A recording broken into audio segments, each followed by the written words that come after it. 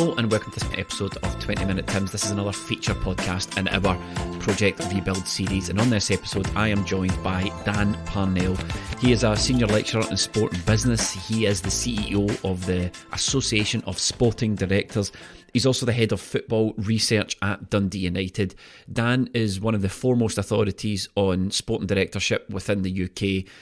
And there's absolutely nobody better placed to join us in this podcast to talk us about the sporting director role, the challenges of the role, what Celtic need to do to get a sporting director in place and make that role work out for them, the order of placements, whether a sporting director can in fact join the club after a head coach or manager. We cover lots, and this is this is one of the best podcasts I think we've done for the Project Rebuild so far. Really enjoyable, and it's so good to get someone on with real expertise to answer a lot of questions for us. We hope this gives you a really good insight into the sporting director, the challenges that Celtic face and the challenges that whoever we appoint will face when we get into that role.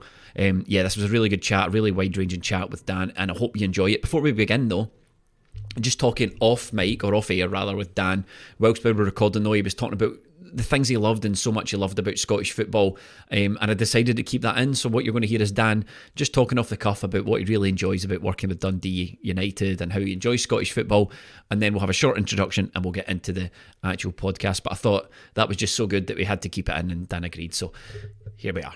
Scottish football needs a rebrand in a big way, but it doesn't necessarily need to change a lot of things that it does, because it does a lot of amazing work. And when you see some of the boys play at some of these smaller clubs and they're not on high wages, they're grafting, they're fighting for their opportunity. It's actually a lot of things that some of the English clubs would only dream of being able to replicate. You know, having genuinely hungry, resilient, quality football players coming through. And all we need to do is open up pathways and opportunity would totally revolutionise and totally bring back actually the migration patterns. I don't actually necessarily want that, but I think it could be good for Scottish football to have those migration patterns of not only Scottish players coming through and getting opportunities and playing and moving on to different leagues to bring finances in to support Scottish football, but also players coming to Scotland from all around the world and using that as an opportunity to play at a quality standard and build a career and enhance what we're doing and what we're offering up here. So at the minute, it's not trendy. Not many people are seeing it as a trendy thing to do, to come to Scottish football. But I think those that are working diligently in the game and are looking for talent, there's a lot more people coming up north, and a lot more people up north who are reaching out, building networks and relationships with people to showcase the quality and the talent that we have coming through. So I think it's quite an exciting time, and I absolutely love being part of it, because I think there's, you can have a real influence and there's real opportunities there to grow what we've got. And much better than me, but I've sat in at Anfield when it's been packed out for a derby, and people don't want to admit this, but it's dead in Anfield. And I'm an Everton fan. It's dead in Anfield after they've sung "You'll Never Walk Alone." After that, it's dead. But if you go to Tannadice for the derby and there's 11,000 people in, everyone is alive and it's wild. It's absolutely wild for the 90 plus minutes. Experiences that, I bring my little boy up to see, because you only necessarily get them when you're on an away day. Yeah. Well, actually in Scotland, you can have some incredible, passionate supporters that make a huge difference to the atmosphere, culture, environment, playing experience of players. And I think about when I've tried to describe it for to agents and players coming up here, and also to friends and fans, and to the lads that are coach and the young players down here I work with. It's just incredible. It's incredible. I want them to see it and experience it. So can't wait for the return of fans and to see and to feel that vibe and buzz again, and the raw emotion of Scottish football that we don't have down here. Don't have it in the Premier League. You just don't have it. And the fact there's no VARs and you can tackle someone properly is a massive bonus. I love that. It sounds crazy. I don't know how much you watch down here, Jay, and compare it, but you can't really tackle down south like you can tackle up north. It's just those little things for someone who likes football in a rawer form. I miss it, and I get a lot from watching Dundee United and watching Scottish football. I'm joined in this episode by Dan Parnell. How are you getting on, Dan? I'm good, Jay. Thanks for having me. No, you're welcome. You're welcome. So I suppose introductions first. Why don't you tell listeners a bit about yourself, your role, and who you are? Okay. Cheers, Jay. Well, I work at the University of Liverpool in the management school. I'm a senior lecturer in sport business. Before that, I did a PhD in sport and exercise science. Didn't really know what it all meant, but on the way into the interview, one of my friends said, "Don't worry, Dan, they'll call you a doctor when you get back on the estate," which was a bonus. So I did the PhD. It took me a while. That involved working at Everton Football Club, then just worked in academia and different football roles. And I guess relevant to this, I was invited to join Manchester Met University and teach on a Master's in Sports Directorship. And I've always had this approach with my students, but these students were slightly different because they were in the elite aspects of sport and football. And I had this renewed focus on getting to know and support my students. So I went and spent time with them in their roles. I went and met the people they trust and built a really, really positive network, met some incredible people, very fortunate to have done that. And then I moved to Liverpool. So I teach on an MSc Sport Business, teach on the League Managers Association diploma, and our football industry's MBA, which is world renowned for like bringing people into the game, but also supporting people in the game.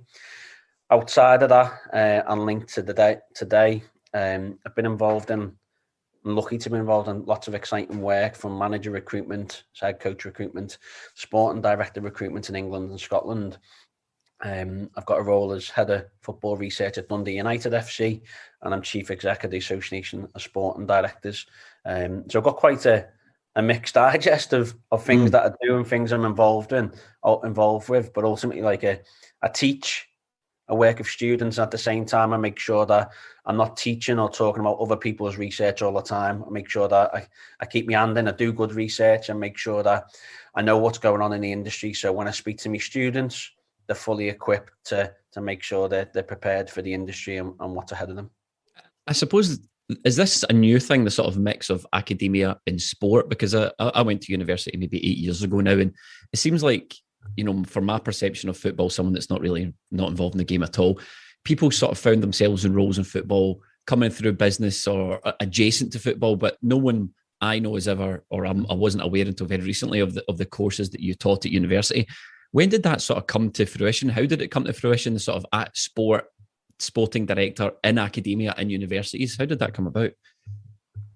Okay, great question. I actually think I'm fortunate here because the late Professor Tom Riley kind of kicked off sports science and football science.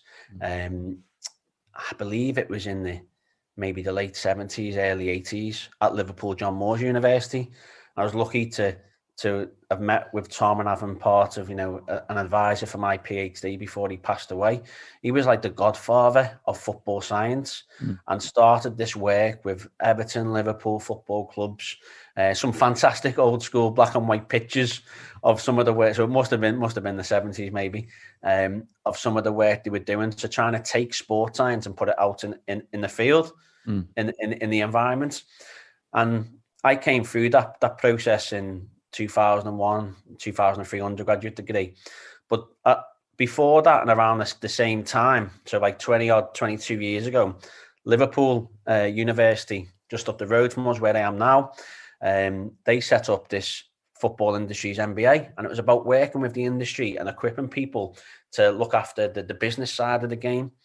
And we had some really great discussions in 2008 around, actually, we need to make sure that the sport science performance people, the coaches, are aware of the business side, and the business side people understand the performance side, which is a little bit like the sporting director. And we talked about it then, there's a need for a technical director course, but we just didn't do anything about it. And we started to see these people emerge, such as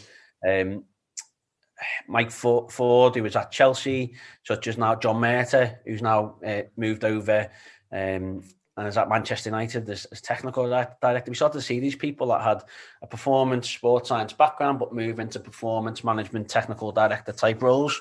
So I think we've seen that a while ago, and I've been around for a number of decades now, and I feel like I've been very lucky to see the different sides of it, from performance through through to commercial. But then what academia kind of does, it kind of looks for needs and opportunities, and academia, universities are regional economic and social beasts, the powerhouses.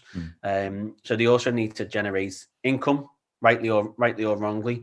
I wish it wasn't like that, and I wish England had the Scottish module in terms of covering and supporting education. I really do. So with the Masters in Sport Directorship, for that course in particular, it was about people who were in the game, working at elite levels, ideally, and providing them what I see is generally like sports leadership, and trying to equip them with stuff that will help them do the role. If you go in, if you meet owners, if you meet directors, chief execs, sometimes we've got people that have got MBAs and have got degrees, and it's no use to them whatsoever. Yeah, and they haven't necessarily used that to capitalize and improve the decision making. Sometimes they've got it, and they're incredible leaders, and they're incredible to work with, and they've got like a real understanding of what they know and what they don't know. I think outside of that, we then meet people that have had no education and support at all, and they've been thrown into the roles.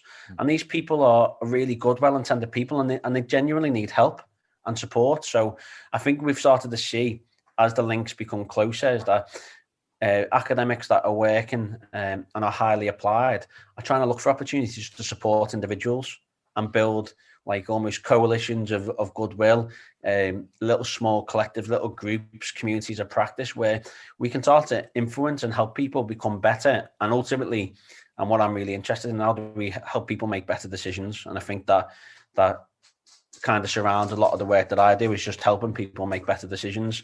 And courses will emerge from these discussions based on the need and demand.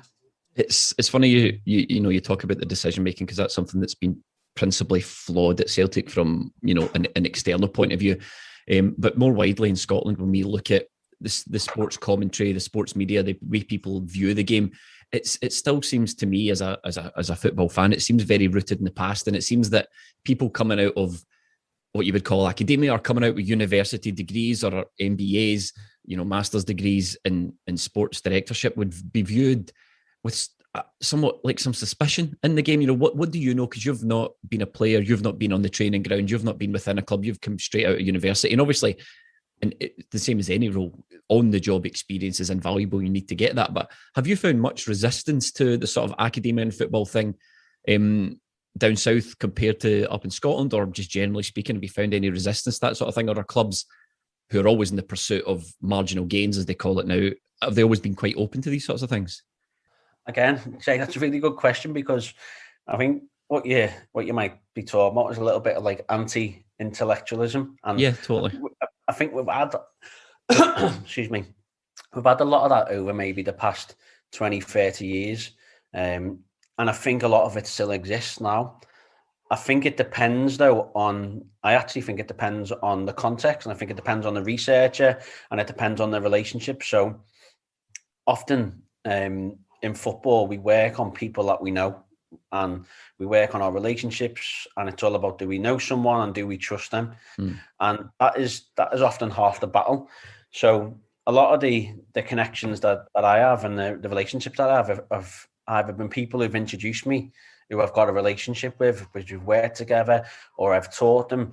So that changes the dynamic, because straight away, when someone makes that recommendation, they're saying to you, he's all right.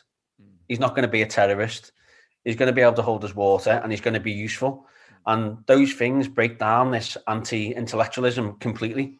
However, if you go in afresh, and if I bring in other academics around me, then they'll still be faced with that challenge of trying to break down and build relationships. So like anything, I think, some of this might be well-founded too, because I think we may be guilty of some academics coming to, say, to a football club and wanting to take what they need data-wise and do their own research to progress their career. So we need to be careful of those personal, ego-orientated people that just want to progress their own agenda. So when we talk about any potential research that we're involved in, it's always, we don't go in necessarily with all the problems and things that we want to answer. We always try to work with the individual or the club to work out what the problems are and how we might be able to help through research, provide answers and solutions to that problem. And that type of approach, and it's kind of what I came through my PhD on. It's like an action research approach. So you focus on workplace problems. Mm-hmm. And that's really the best way, Jamie. If you go in there, I've got loads of ideas that I'd love to research, but if I go into a club and say I want to do X, Y, and Z, one, they might just let me do it, but two, you're not leaving any legacy or influence or impact on the club, when really you want to work with people that want to make things better and improve the clubs, improve themselves, improve the work and practice. So I'm an advocate of, if you find good people that you trust, that you can build a relationship with, that want to help you and be part of your journey. And I'm talking this if you're on the club side and you're looking for academics, they're not all academics are not the same. You've got to look out for the ones that you think you can build a rapport with and can genuinely help you. And again, some of the questions people need to ask is the track record, how thorough the proposals are and all this kind of stuff. So I think some of it is warranted, but I actually think, I don't think I face much of it at the minute. I think I'd be seen as someone who is an academic and a scholar, but at the same time has got a foot in the industry, that is someone who's trustworthy and can be useful to help solve problems and help, provide solutions. The reason we've got you on, obviously, is because you, amongst other things, you're the CEO and managing director of the Association of Sporting Directors, and sporting directors is a hot topic in Scotland just now, given Celtic's current predicament and the rumoured restructure that's taken place. Usually, as a Celtic fan, the way things have really worked at the club, from our perception, is we've got Peter Law, who's the chief executive of the club. We had Neil Lennon, who was the manager, and we had Nicky Hammond in, who was head of football operations or technical director, one of those two roles. But really, the way it seemed to work was Neil Lennon went and said, I need a left back. The scouting team would find him a left back, and the chief executive would go off and handle the negotiations and sign the checks and get Neil Lennon as new left back, for example. So what is a sporting director, as people might need to understand it, and what do they do in a football club? Where in that scenario, in that structure, would the sporting director fit in? I mean, you've kicked it off, Jamie, in a really interesting way, and I think what I may just link to as we start this discussion is that when we've got any new innovation and any radical change, which the introduction of a sporting director is, because when you bring a sporting director in, you're talking about changing people, changing how resources are divided, changing decision-making processes, changing power hierarchies. Whenever you have innovation, there's going to be some form of experimentation, okay? And in this experimentation phase, there's trial and error. People get things wrong, and it also requires some kind of structural change, architectural change to make it happen. So I think this challenge that we've got at the minute, and things that you've talked about, it raises lots of issues, because every club is pretty unique in the way they operate things. If we look broadly at a sporting director, the things I talk about is them being a custodian of club sport and performance. Okay. So it's a person employed by the owner or board to guardian the club's future, protect their investment, bring on the field success. They've got to be an effective leader and make good decisions for the short, medium, long term. However, as you've even said with Celtic there, it's not necessarily a case of just saying, okay, well, here's the sporting director model. Let's just bring it in and exactly as it should be, or how someone said it should be, and position it in. There's questions I've got to ask, and there's context we need to understand. And those contexts might be ownership, governance, people and their skill sets, and all those things that you'd have to consider to look for. What we're getting at is, what does a club actually need? Do they need a sporting director? Do they need a technical director? Do they need something different? And what is the gaps? What do they need to improve what they do? So I always think each club is unique. The roles will be context specific, and the fact for many in the industry that the title isn't really important, but it's the roles and responsibilities that are. So if we look at that, then that's really important. When I look for people who I'd say is like people who are leading and doing great things, I would look to Dan Ashworth at Brighton. I would look to Vic Rorter, Stuart Webber, and Michael Edwards, obviously at Liverpool. So there are a number of leaders in the game that I think are doing incredibly well. If you look away from the media, some of the roles that you'd associate with the sporting director, the first one would be support the first team manager and head coach. Now, why is that? Because traditionally there's been a level of mistrust between the head coach and the football people, the managers and the football people, and the people on the board who are typically seen as suits and not having that football nous, having not been in that first team playing environment. So the second one would be maintain a positive working relationship with the owner and the manager. So bringing someone in is trying to tackle that issue of high manager turnover and have a bit of sustainability and a little bit of consistency for everyone involved in the club.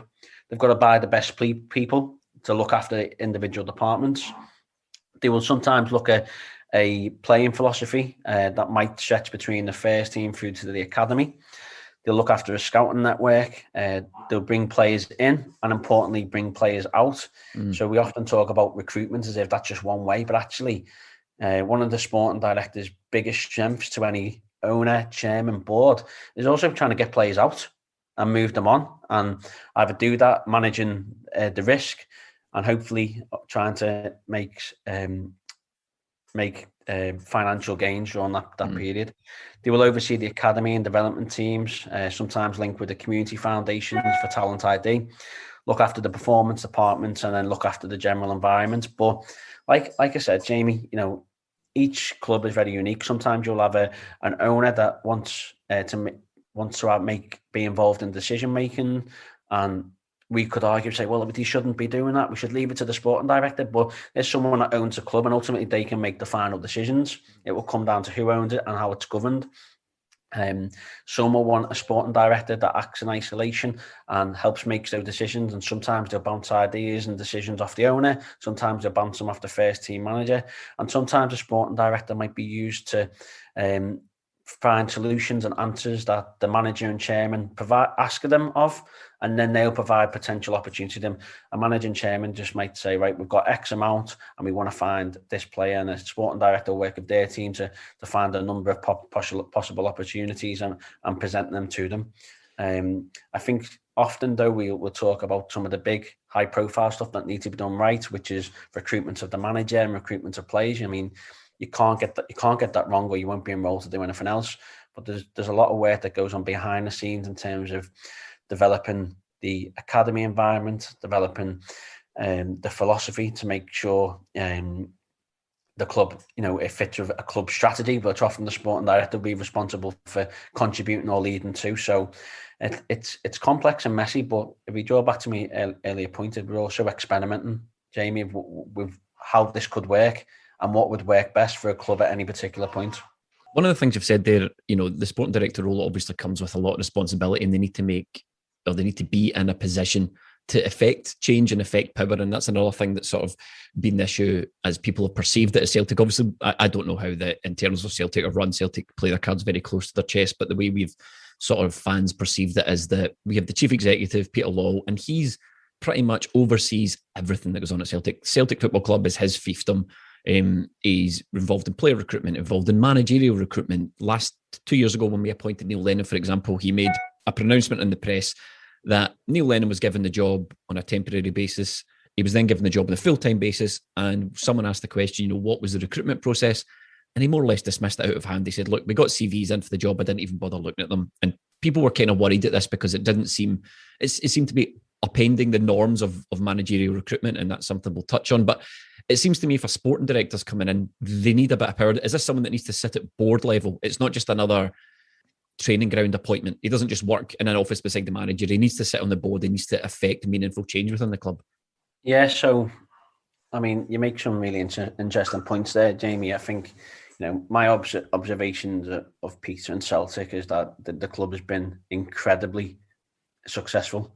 Yeah. And they've had an unprecedented period of success that he has overseen, and every club is unique. And I think one thing we've got to acknowledge is, and maybe we link to a little bit of theory here, is Goffman when he talks about, people have front stage and backstage personalities. So you may say something to the media that is your front stage, but really backstage something completely different is going on. So when certain messages are released from the club, we might not be getting the full picture at all about what's going on. And maybe when you put comments like that, where you said about, dismissing the CVs, maybe that was just making sure that the fans and the manager knew that he had his 100% undivided support. Yeah. And of course, we can always be critical of every decision that everyone makes. But I feel like Celtic have had some unprecedented success. It's been incredible. For me, like you're drawing on one of the big challenges in the role is where about someone should sit. Okay, where the sporting director should position themselves. And I've wrote recently about this idea of architectural innovation and the fact that we're after radical change. And if we put a sporting director within the organisation below the board, they've still got lots of battles to face, because when you're on the board, you have a seat at the table, you're a part, you're a part of decision making, you're part of resource allocation, and you can influence decisions. At the minute, when we speak to sporting directors, because we're in that experimenting phase, there's such a variation in where they position themselves. And generally, they'll view the role as above the manager, but a seat on the board is not always key. Right. And I kind of understand this with some of them, because what they will do is they will go, well, actually, I'll just take the role now, and it might be a director of football, sporting director, technical director. And even though it's not on the board, what they'll do is they'll say, well, I'll get in, I'll build my relationships up, craft my role, and over time I'll be positioned on the board because I will show that I'm good at what I do and I'll develop myself. So I totally understand where people might take something less than what they would hope for just to get in and then develop themselves. And I can also see why boards might recruit with someone below the board just to test and make sure they're the right person over time. One of the quotes one of the leading sporting directors give to me is that in a football club, key decisions related to strategy are decided in the boardroom. If you don't sit at the table with the CEO and director for finance, how can you possibly ensure your strategy is presented correctly to influence decisions and ensure you get the support you need? Ultimately, you can't really lead properly as a sporting director without being on the board. Now, for me, whilst each club is unique to the owner organisational structure for any specific period of time, whilst very few sporting directors don't hold board positions, they're almost classed as middle management. So while this can still help with that communication between the first team manager, head coach and the board to protect them and support the manager, it doesn't mean that they're able to make the strategic decisions to keep them in place. So for me, one of our biggest challenges is asking where the sporting director should sit. And for me, they've got to sit on the board. And if you're unsure about the recruitment that you're making, whether they should be on the board as a sporting director, then you probably haven't done the right due diligence, and they're probably not the right person to recruit. And you should take more time in recruitment to find the right person to put them straight in on your board and make a real impact and do the job genuinely. It's interesting what you said about Peter Law and the success at Celtic, because I'd agree with you completely. And it's a strange time for Celtic, because the success that Celtic have had, and people keep referring to the structure at Celtic as in the way things work and the behind the scenes stuff. And, we're at a point where the structure of Celtic has been utterly dominant for almost a decade. It fails or it falters. And there's this clamour for change amongst the support. And the word change is thrown about, but no one really, or no one really defines what that change is. So Peter Law needs to go, the guy needs to go. And you think, well, that's, from my personal experience, yes, Celtic probably need a refresh and some new ideas, but just having a clear out of everyone that's involved with these years of success, you're letting a lot of expertise and knowledge, and you're letting a lot of that just leave the building, and you need to, it's going to be difficult to replace it. And another thing that people say is Celtic need they need to follow the sporting director model. But from talking to you, that sporting director model could be any number of things. It's decided from within the club a lot of the time what roles that the sporting director will pick up. It's not as just straightforward as sacking Peter Law, getting in a sporting director, getting in a head coach, and everything works now because we have this fabled structure. Where did the sporting director role first come into sort of prominence in British football? Do you know? Okay. Really good question again, Jay. I think the sporting director role in Europe was knocking around in like the 60s and 70s. And if you look to American sports, they had the franchise and owners out there recruiting general managers to look after their operations for them. What many would say is that it emerged maybe over the past 10 or 15 years. However, if we break it down and say, well, what are the roles of the sporting director? What are they doing?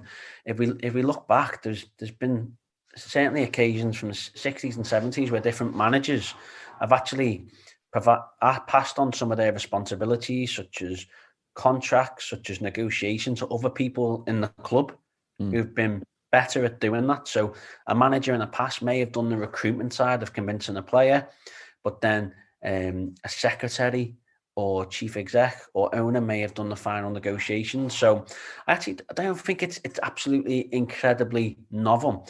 I think, but certainly over the past 10 or 15 years, we've seen likes of Frank Arneson, Damien Comolli, some of these, and Les Reed, some of these trailblazers that have got in and really developed a role within England. So I'd say that's kind of where it's emerged. Football's a contagious place. So when people see some things go well, they kind of shift with it too. If we look at English football in particular, we've had a lot of foreign investment, and that has changed the culture and makeup of our owners. As a result of that, they've brought in different ways of working, and ultimately, the sporting director is just another strategy they're putting in place to make sure they protect their investment.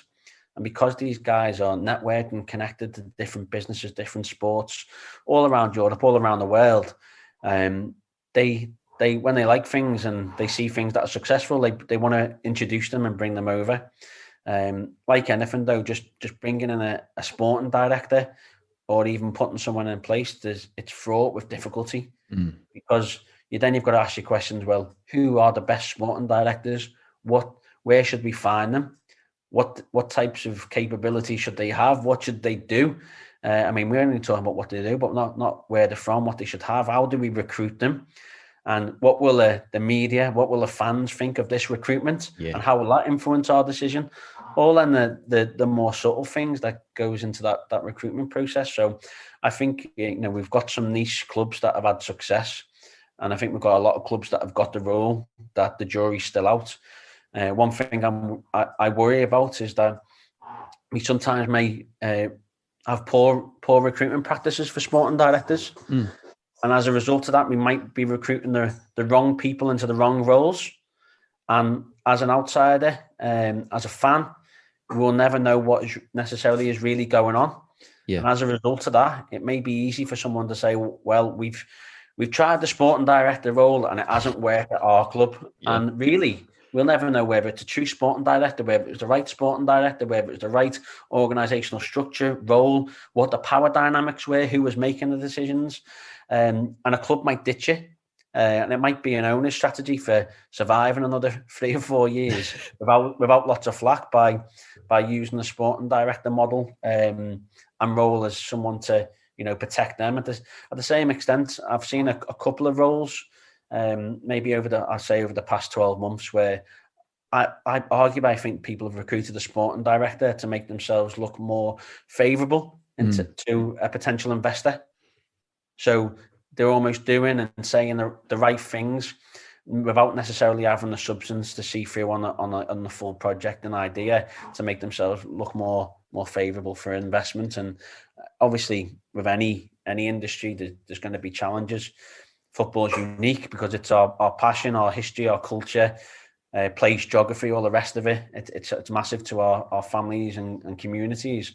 So we've got that extra scrutiny on some of the decisions that take place.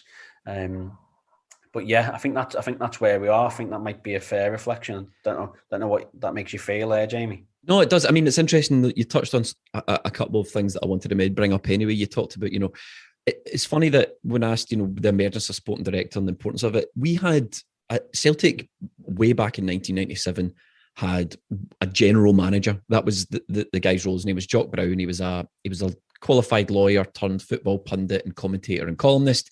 And he was brought in by Celtic's then owner Fergus McCann to be a sort of to sit in the middle of the board and the manager, and he was the general manager. So Tommy Burns, the manager at the time, would, for example, identify positions, and then Jock Brown would work with the scouts and do a bit of negotiating. And he was plonked in the middle of this situation called the general manager, and that was back in 1997. And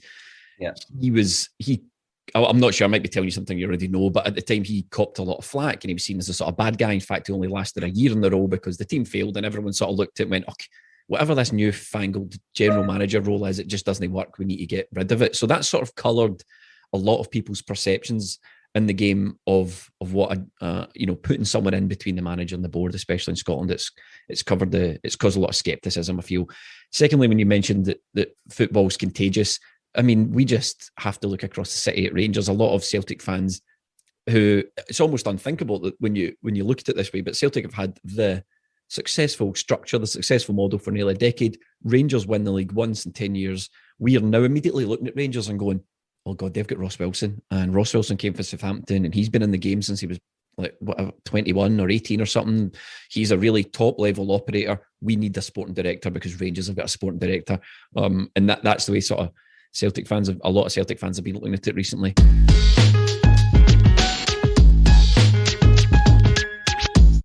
Just on the scepticism, there is a lot of scepticism about the role, particularly in Scotland, where, people's ideas about the sort of top level, most influential football commentators and columnists have been doing this for 20 or 30 years. And there's a lot of scepticism about the football director role. What do you make of that, the scepticism in particular?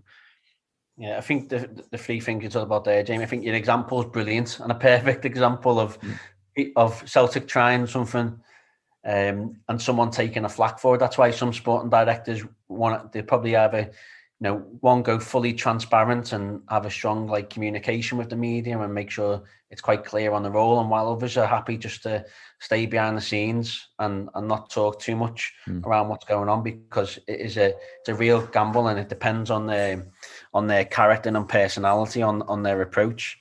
I think the second point, so Ross Wilson is an incredible operator. Nicky Hammond, though, is an incredible operator. So we've got to come back to context, organisation, role, power, all those things. So Celtic could bring in, whatever this looks like in anyone's eyes, the best sporting director in the world. But if it's not the right organisation, if they're not empowered to make the decisions, it's not necessarily going to make any difference. So we've just got to keep some of these things in mind. So bringing in this unicorn of a sporting director is not necessarily going to solve the problems as much as many people will say and tell the media that I am the answer and I will come in and I will be able to do this. The reality is, you're coming into a complex club, a complex environment. This is any club full of people, emotions, power structures, relationships, and you've got to work at that, and it just takes time. Everyone looks at Liverpool and says, "Oh, it's amazing," but they've got about 6 or 7 years. They're a mature program where it's been run professionally, logically, reasonably. Where in football do you get professional, reasonable, and logical? Not that often. It's really difficult to find. So I think with anything like that, we've got to keep in mind Celtic and Rangers are both. I know Nicky has moved on now, but two incredible operators there, but very different clubs at very different points with very, very different organisations and contexts. So it's unfair to even compare what may have happened during that period between the two. But I totally understand how fans and how people, not just fans, because I'm a fan.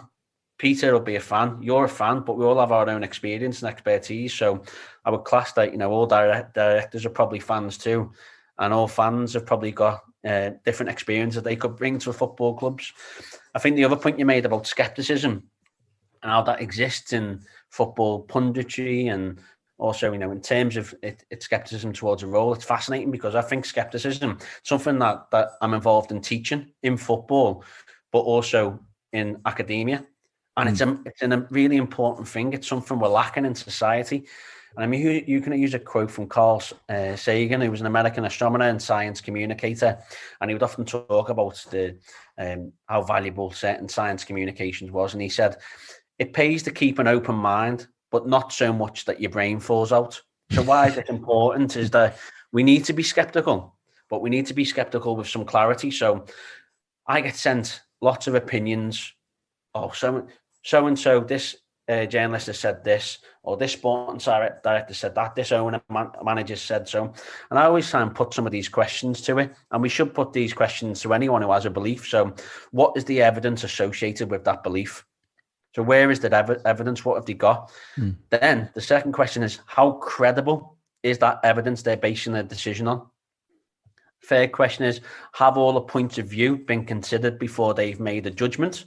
And then the final one I would ask them is, try not to become too attached to one idea. So just because you've believed it in the past, just because you've said it or even said it for a long time, try not to be too attached to it, because you can change your mind. So those 4 things. And when you start to ask those, so when I see someone said, the sporting director doesn't work, I just go, okay, I'm really open. I want these types of conversations. What's the evidence? Where have you got, what's the evidence associated with belief? Where'd you get your evidence from? So who was it? Oh, I've spoke to a manager, or I've just seen it happen at this club. So I want to know how critical they are in terms of how they make their judgments. And then I'm happy to say, look, you don't have to dig your heels in. You can change your mind.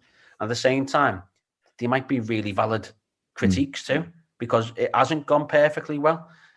Because we're experimenting, we're trial and error, we're trying to get it right. So with skepticism, there's like 2 ends of the spectrum. You either accept everything and reject nothing, so you're not skeptical, or you reject everything and accept nothing, and you're not very skeptical. So it's probably not good to be either end of these. So the comments, anecdotes are fine, provided they've got evidence for them. And is there problems with the sporting director role? Yeah, of course there is. Is there problems in football? Yes, of course there is. But that's why we talk about the sporting director being a new innovation. With new innovations, we don't always get them right because they're new. It takes time. It takes trial and error. CEOs, owners, managers, sporting directors, journalists, fans, we're all going to make mistakes, okay? And we've got to expect this. What we need to do is, when it's successful, we need to think about how it's worked. And when we do make the decision to bring in a sporting director, we've got to ask questions about why we're doing it, where we're going to position them in a hierarchy, and how committed we are to seeing through that type of approach, because it is a radical change. So it's going to take a radical change for everyone. It's going to shift things. People are going to lose power. Someone's going to gain it. How happy are people to do that? So with Celtic, you've got a fascinating one now, because for all we know, Peter may have been putting in the groundwork of a master plan to move Nicky Hammond, for example, into a sporting director role, and they were starting to put things in place, and it may have been like a 5-10 year project that they might have identified. But a new chief exec now may want something completely different. They have their own views. They're going to come in and straight away give power up and decision-making responsibilities when they're under extreme pressure to a sporting director. So it's going to be fascinating, because they're only going to recruit someone that they explicitly trust. So how that's going to work is going to be fascinating. And also how they're going to be under more pressure than Peter was. So when you're under that pressure, you've got to be a very strong character then to give responsibility, power and influence away to someone else who's also very new to an organisation. So you've got an interesting couple of years ahead, I'm sure. Yeah. I mean, it really, really is an interesting time for Celtic at the moment. And like you say, there's a lot to consider. I think there's the fans as well, and this is why we're doing this podcast, sort of need a wee bit of a better understanding of, from within the club, how the sporting director might work out. And another area of concern that fans seem to have with Celtic is we need a manager. That is without a doubt, we need a manager. We're also recruiting for a sporting director. You've previously touched on that the sporting directors can or tend to get involved in managerial recruitment. One, what does managerial recruitment look like for a football club? How does a club go about finding a new football manager usually? And secondly, does the shelf life of a sporting director necessarily have to last longer than the new manager? Because I'm foreseeing a scenario, say Celtic bring in a sporting director, just call him Mr. Jones, and Mr. Jones comes in and Celtic bring in a manager, Eddie Howe, and 2 years goes by and Celtic don't win the league. I find it difficult to see a situation where fans don't turn on both roles and go, sporting director's not worked. The manager has failed. The person who hired him made a bad decision. That person has also failed. Does there necessarily have to be continuity, I suppose I'm asking, does the sporting director have to have a shelf life of 5 years, but if the manager's not working, the sporting director's involved in keep replacing managers? I think genuinely, Jamie, and maybe fans that want to hear this, but it all depends on what the club strategy is as well. Because, at some point, if Celtic recruit a sporting director and a manager that everyone wants, and they don't win the league in the next couple of years, people will be spitting feathers. It'll be terrible, Jamie. People will be going mad. And it's unthinkable. I mean, it literally is unthinkable. Look at the fallout from Celtic not winning the league once. If that continued for 2 years, it would be unthinkable.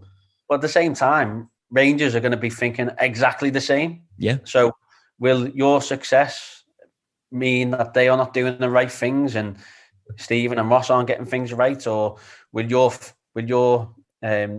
failure to win the league in the next 3 years be a result of your failures or the result of their success?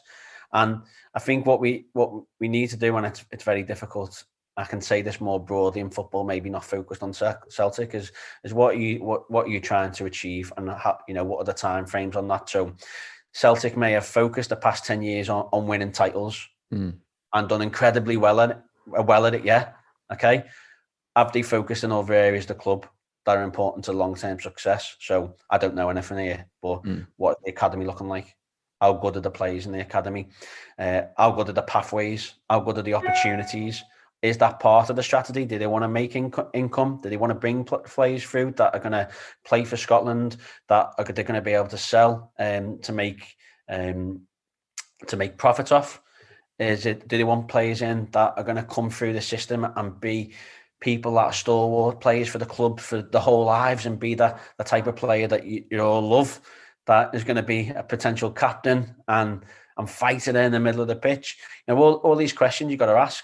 If it's just about winning titles, then maybe you change your strategy, you build networks with agents, you sign players that are going to help you win it, and you focus explicitly on that, and you don't give opportunities to young players.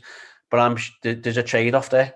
There's a trade-off there. So your strategy, you're going to look at performance explicitly, yeah, but you also need to look at other stuff as well. So whilst winning should be the core focus, it's got to be for everyone. At the same time, it's also, there's other stuff that you need to do too. Yeah. And what that might be for Celtic, it needs to be written down. It needs to be put into a strategy. It needs to be operationalized. It needs to be shared with the fans to say, okay, this is what we're going to do. This is going to be the mission, vision. This is going to be what we also do as a club. And then this is what else we're going to do. So it might be that we're going to win the league, but we're also going to bring young players through. And so many of our minutes each year is going to be committed to players from the academy, because that's how we do things here. We're also going to make sure that we're heavily involved in the community and CSR, whatever that strategy looks like. And then they share it and tell everyone. Yeah, I think that's important. If the fans know they don't win the league, okay, but we're still progressing, we're still putting things in place, and we're still putting, if you bring in players through and giving them opportunities at Celtic, they're going to get recognised by clubs all around the world. Because they're having that opportunity in the Scottish Premiership, in Europe, that very few clubs can offer in such a big brand, such as Celtic. So they're going to get watched, and they're going to have opportunities to move on. That's going to provide value for the club. And we've already seen players that have signed and moved on, and players that have been brought through and moved on. But is that been the focus over the past 10 years? All the fans have been the focus of the club over the past 10 years. I'm not saying this asking Francis, Jamie. I'm just saying this more generally. What has been the focus, and has anyone cared? Because as long as you're picking up the trophy, is anyone bothered? If we're bringing young players through because we're winning, is anyone bothered about the finances because we're winning? So all these things now, if we're going to ask questions, we're going to be challenging, be skeptical. I'm sure a lot of fans are. Let's do it properly, and let's demand something more, a more substantial strategy for the club. If it's just that we want to win and that's all or nothing, then there's going to be years where people are very disappointed. Yeah, that's life. At the same time, there'll be plenty of other disappointment from other clubs and other fans, and there's probably financial means to try and position yourselves, really well to win stuff. And I would say, Rangers and Celtic in the league are really well positioned financially to have a massive competitive advantage over everyone else. So I think there's, it's a time to take stock, to reflect on past celebrations, past success, and where, I always say, this is not for Celtic, Jay, at all. I always say when something goes wrong, don't start asking questions, pointing fingers. Start with okay, where you may have dropped the ball first. So if I've made a mistake, or if I've got a problem, I've started to think back, right, where have I dropped the ball first and foremost, before I even pick up the phone to anyone else, before I try to solve it or speak to them, where have I dropped the ball? And then what could I have done better? So when I speak to people in the game and they've got an issue, things aren't going well, okay, where did that start? Where did the problem, where did you drop the ball? And pick it up from there. So I was just going to say, I think you're absolutely spot on. I think just now, or the past couple of months, really needs to be a time of reflection for Celtic, and they need to, from within the club, they need to decide on a model. And the fans, again, I think it's just so important what you're saying. It needs to be communicated to the fans. I think the problem the board have is winning the league. The majority of the time, I know winning the league every year is not a goal you can set, because it's almost an impossible goal, but it's almost something that only the fans will accept, winning the league every year. So that's like a constant that Celtic have to deal with, and then it's everything else, and they need to juggle or spin many plates at one time. Just a quick question. This is another thing that a lot of fans have been wondering: do you need to appoint a sporting director before you appoint the manager, or could Celtic appoint a manager just now, and then in a couple of months or a couple of weeks or whenever after the appointment of the manager, bring in a sporting director? Or would that be unusual and possibly counterproductive? People get really excited about this one, Jay. Yeah, they do. Yeah, that's why I asked it, because it's something we see online on social media and among fans all the time. That no, Celtic can't possibly appoint a football manager just now because we need to get a sporting director in first. Yeah, what were the three things I said before? Professional, logical, and reasonable. Now, we recruit people in who are professional, logical, and reasonable. You can have a head coach, and you can tell the head coach that you've got in place that we're also going to be looking for your replacements in the future, because if you do well, someone's going to come and take you onto another club. And if you don't do well, we're going to have to release you to find someone else, because that's professional, logical, and reasonable. In football, we have this tendency to think that we can't be that. So, of course, you can recruit a manager in, then recruit a sporting director into the model, because you'll talk when you recruit a manager through all potential eventualities and your strategy. If you bring a manager in and you never once mention a sporting director, and then a few months later you bring one in, then you're probably going to hit clashes because it's not professional, logical, reasonable. So I think with anything, it's context specific, but of course it can be done. Of course it can be done, and there's plenty. The coaches and managers that I meet, there's some absolutely incredible people, but they often work, and this is not explicitly for everyone, but they work on being honest and upfront and transparent. And with women football clubs, we've got to do better to be upfront and to be clear about what we're trying to do. So if we bring a sporting director in, we can get that right. What can lead to problems if then a manager then wants to bring in there, and we'll see this as, I say problems, Jamie, but it's not necessarily a problem. It's just a potential red flag, but it might not be.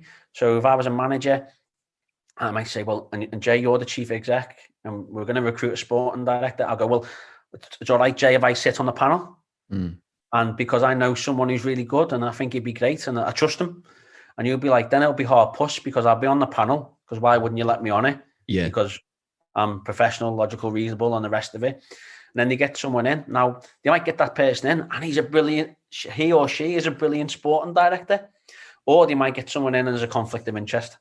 But either way, you have your eyes wide open. So I think when we're in those positions, it's very unique. It's very context specific, but it most certainly can be done.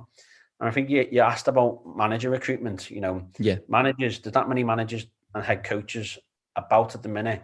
A lot of people that are not in work, that they're constantly anticipating when opportunities might come up. So they're following form. They're looking at communication from managers, owners, and directors to see whether it's likely they're going to sack a manager, and they're building they're constantly reaching out and to make sure that they are in the media or in the minds, or the CVs are on the table for directors that may or may not make a decision in the near future. I think when you look at recruitment of a manager, there's so many different strategies for undertaking it, and practice is so varied across the game. I think the work that I've been involved in is that we're using a combination of, and it's a bit cliche to say we're using data. Where data is available, we'll use data to inform parts of the discussion, but we'll also reach out across our networks as broadly as possible to make sure we know who is the new young up and coming talents. That means being aware of who's going through the qualifications with the different FAs, speaking to the coach educators to make sure we know who the young talent is, and not just know them, the names, but also speak to them, work out what their philosophies are, what their experience, what their ambitions are. So all the stuff that takes time, and likes of Southampton have been recognised for the work that they've done in terms of compiling reports on potential head coach recruitment. So I'm fascinated by that. Now, I work a little bit with data, but I collaborate with people who work with data because they're the experts in it. The stuff that I'm fascinated by is the people. So I think fundamentals is around people, philosophy, values, and we've kind of got what is a set of 20 questions that probably breaks down into another 5 or 6 questions that we need to answer at some point before an interview, during an interview, and after an interview, to get a good picture of whether a manager would be, what type of risk this manager, head coach might present. I've interviewed many sporting directors, chief execs and owners on how they do manager recruitment. I think what we've got at the minute is a very, very thorough process. At the same time, though, the biggest strength, Jamie, anyone can have is being able to, who has worked with managers, who's got a network to people working with managers. So, for example, Jay, you could send me the best CV and you might have a really good record, but what I would really need to do is speak to players, support staff, owners, directors, agents, everyone who's worked with you in the past, to get a genuine picture of how you really operate. Yeah. So you might just say, Dan, I'm a family man, I'm committed, the football and success and winning a league is what I do. It's what I live and breathe for. And, family's important too. We're going to be moving up or moving down or moving closer to the club, X, Y, and Z. But then you get in and then you, or speak to an agent or speak to people who've worked with you, and there's evidence that contradicts what you've just said. Right. And all we can do then is start to put red flags in. And there's a couple of red flags, then you either go in eyes wide open with a head coach and try to manage some of those risks, or you don't. You look for someone better. I think what we've seen now in like coach recruitment is that we've got an abundance of quality, experienced managers and coaches in the UK. It's just incredible. I feel like we've got a feast of talent. At the same time, we've got like an ownership and people that are looking abroad for talent too. Yeah. And I would love to see us to put stronger pathways in place to equip our head coaches, our academy coaches, our under-23s coaches, our assistant coaches to step up into the role and not place, again, like we talked about earlier, like this unicorn sporting director is going to come and roll the answers. The same with a head coach and manager. They're not unicorns. They can't do it all, and we have to help them develop teams, help them develop themselves. So I think I'm fascinated by this is if you're recruiting a head coach, you're not just recruiting a finished product, you're recruiting someone that you can work with, that you can develop. And I'm fascinated by people who are committed to their own personal development. And you often find with these head coaches and managers that they are so committed to professional development and developing themselves, and it's trying to find those people that you can work with them, can fit into your strategy and bring new ideas to it. And I think head coach recruitment, sporting director recruitment, if you've got the right organizational structure, can revolutionize a club.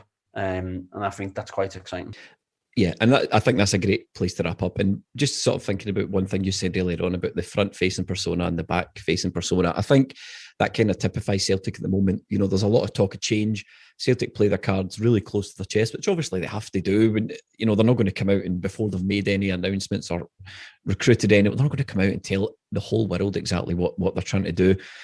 But I think us as fans, we're looking at it going, okay, right, well, you know, it's been 6-7 weeks since the manager's left and Nicky Hammond's walked out and the chief executive said he's leaving, and there's this massive, you know, clamour for this sporting director, and he must, you know, the fans are saying he must come in before the manager and this and that. And I think Celtic are, I have no doubt that Celtic are doing all the right things behind, but it's just, I think when the time comes, a wee bit more communication would help fans understand. And I hope that chatting with you, this podcast is maybe, and that was the aim of it, to let the people know, let people that listen to the podcast, fans know that, you know, what's involved and these things are tricky, and the role of sporting director, and sort of educate people a wee bit. So I just want to say thanks, Dan. That was really, really good. I think people are going to love this. Thank you for your time. Jamie, thanks for having me on. And obviously really difficult to speak when I'm working at Dundee United. But yeah, I wish you well for the podcast and for this year, and it'll be a fascinating time to see what happens with the role, with the manager, and how the club sets up the store and strategy for the next few years. Thanks for having me on, Jay. Really appreciate it. All the best, mate. Thanks very much.